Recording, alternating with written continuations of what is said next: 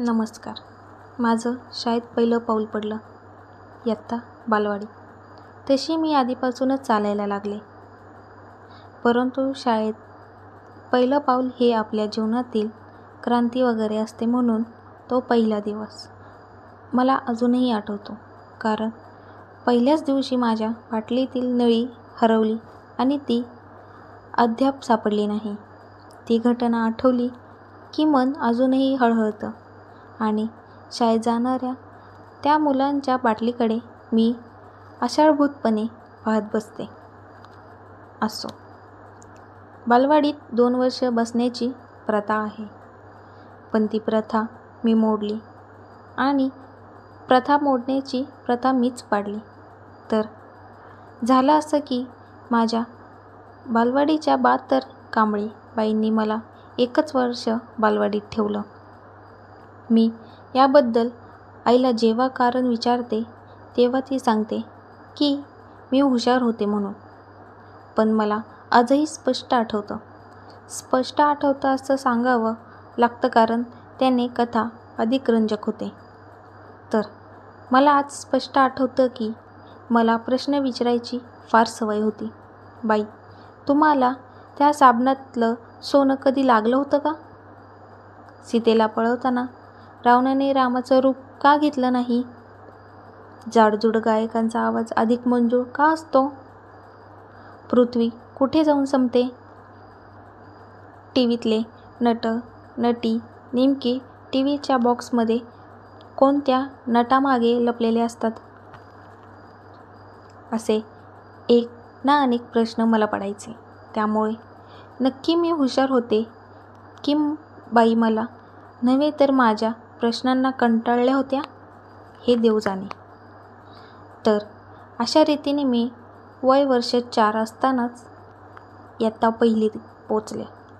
प्राथमिक शिक्षण सहकारी शाळेत झाले. त्यामुळे पहिला नंबर येण्यासाठी नक्की काय करावे लागतंय? अभ्यास की बाईंची सेवा? हा प्रश्न कायम मला पडायचा. तसे भरपूर प्रश्न पडायचे, पण त्यातला त्यात हा आघाडीचा प्रश्न असला तरी विरोधी पक्षाच्या आघाडीवर असणारा प्रश्नांशी याचा कोणताही संबंध नाही. मी खूप हुशार होते असं सांगण्याचा मी प्रयत्न करत नाही, पण जे शाहिस्तेखान्याच्या बोटाऐवजी मुंडके उडवायची ती वार्षिकमध्ये मात्र पहिल्या 5त असायची. मग थोडं आश्चर्य तर वाटणारच ना. माझ्या डब्यात तसे रुचकर पदार्थ असायचे, त्यामुळे मी तो डब्बा बाईंबरोबर बसून खायचे. त्यामुळे मी ही तशी पहिल्या 5त असायचे. आश्चर्याची गोष्ट म्हणजे मी काय लिहिले हे एका वाक्यही कुणाला धड वाचता यायचे नाही, पण तरीही मी मात्र पहिल्या 5तच. एकदा बाहेरून इन्स्पेक्शन करणारे येणार होते. हे इन्स्पेक्शन करणारे आगळे-पागळे वगैरे कसेही असले तरी त्या दिवशी मात्र त्यांचा त्या दिवसापुरता दरारा असायचा हे खरं.